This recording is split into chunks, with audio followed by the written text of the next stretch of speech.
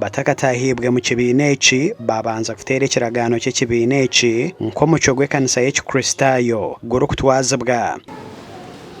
Penna Kinamasco ninkyasa kuba memba mu kibiina ky'omuco gw'abakazi abakrisitaayo.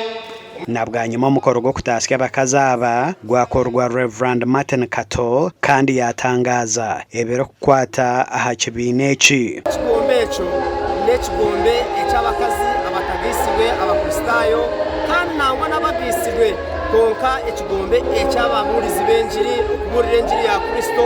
Kandi nasiimanga munonga okutahibwa mu kibiina kya Christian Women Fellowship. Nasiimanga munonga ahabw'okuba batwegyesa ng'omukyaro wa Christian Women ashemereire okuba ashumirwe aikiize Kristo nk'omushumi w'amagara ge. Abatahibwa hoona hiine obuhabuzi obwabaheebwa. Abakwantu bantukuratira ekitenderwa kya Mariamu ogwe Mangadareni akatubeera ekyokureeberaho kirungi byakuratira Yesu. Abakyala aba bagumize muno batoya Mariamu Mangadareni okulya shururwe akakuratira Yesu. N'ekibiina ekirikutakisya kikakiira abaishiki ab'okutandikira aha myaka 16 kusya aha myaka mingi munonga ey'omu maisho. Omu makuru agandi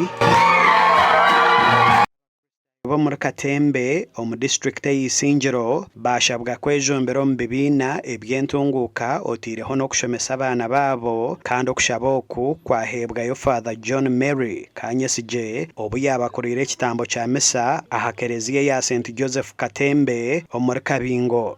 Mutakoma aha rwezikye yonka mugireho orubiina bw'okubikira nyensya mubiika akasente mutererane ebigombe mutunguke obworo bukore ki mutuntumuke. Oguhona yakyenera kimwe omuze gw'abashaija bamwe abaguhindwire omurimo okusiiba omu mabaara. Abashaija muruge aha kugyenda okubahira kusiiba aha mbogo na kumbucha na haleluya tuganire na n'ebindi ebiri nk'ebyo na waagi murebe mwakwasa abakyara banyu mwakurira entumbuka y'amaka. Omu kushaba okuhona habaho kusiima okwa RDC Lilian Ruteraho okwaba kugenderire kurundana sente ez'okwombeka ekereziya egi. Na neze zibazaho miliyoni emwe n'emitwaro 8. Mukama bampere omugisha nimbaraga nizo guma nimwe tukatandika ekereziya egi twine rukundo kandi nituteekwa kugiheza. Ntakahire byanje yatereza obushaho 50